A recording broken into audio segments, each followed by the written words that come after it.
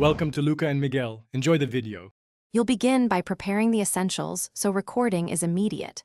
Plug your guitar into an interface or position a mic.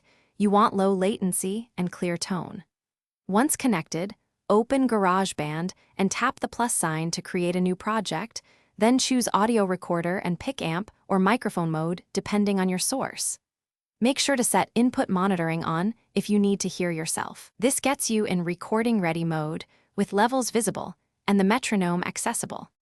You'll now dial in levels and start recording takes. First, set input gain so the loudest strums peak near -6 decibels. This preserves headroom and prevents clipping. Once done, enable the metronome and set tempo to lock timing.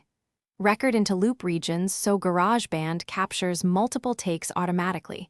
Make sure to save good phrases as takes for comping. If you need layers, use overdub or punch in from the playhead to fix parts without redoing the whole performance. You'll finish by editing, mixing, and exporting the session. Start by trimming regions and comping best takes into a single performance. Use scissors and drag to tighten timing.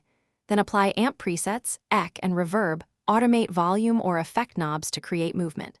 Once done, listen in headphones and on speakers to confirm balance.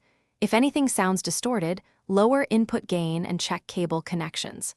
Finally, export through SongShare to save as an audio file, or send to files or a cloud service. Thanks for watching and please subscribe. It's the best investment you'll ever make.